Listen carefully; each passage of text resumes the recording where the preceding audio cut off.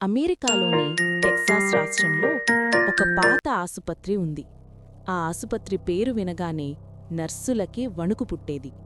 ఎందుకంటే రూమ్ 407 ఆ గది ఎన్నేళ్లుగానో మూసివేసి ఉంది. అందులో ఉన్న రోగులు రాత్రిళ్ళు ఎవరో ఏడుస్తున్న శబ్దాలు, గోడలపై కదులుతున్న నీడలు చూశామని చెప్పి పిచ్చివాళ్లలా మారిపోయారు. ఆ ఆసుపత్రిలో మియా అనే ఒక నర్సు పనిచేస్తుంది. ఆమె భయపడని వ్యక్తి. ఇవన్నీ ఊహేలే అనుకునేది. కాని ఆ రాత్రి 2 గంటలు. ఆసుపత్రి అంతా నిశ్శబ్దం. గడియారం టిక్ టిక్ శబ్దం తప్ప ఇంకేమీ వినిపించటం లేదు. అప్పుడు అమ్మా ఏడుపు. చాలా స్పష్టంగా రూమ్ 407 నుంచే మెల్లగా వినిపించే ఏడుపు. మియా గుండె ఒక్కసారిగా ఆగినట్టయింది. అది నిషేధిత గది, ఎవ్వరూ వెళ్లకూడదు. కాని ఆ ఏడుపు మియా మనసును చీల్చేస్తోంది. నియమాలు ఉల్లంఘించి మియా నెమ్మదిగా రూమ్ 407 తలుపు తెరిచింది. గది పూర్తిగా చీకటి. చలి, అసహ్యంగా చలి. అక్కడ ఎవరూ లేరు.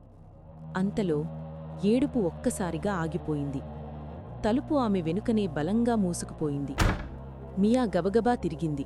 హలో, ఎవరైనా ఉన్నారా అని అరిచింది.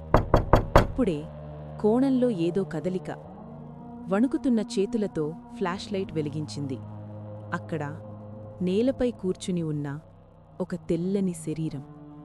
పొడవాటి చుట్టేసుకున్న జుట్టు ముఖాన్ని పూర్తిగా కప్పేసింది.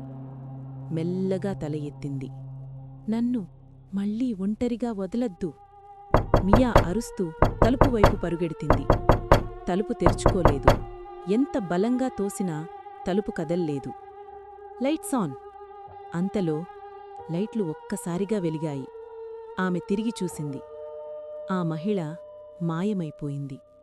కాని గోడలన్నింటిపైన చిన్న చిన్న రక్తపు చేతిముద్రలు నెమ్మదిగా కనిపించాయి.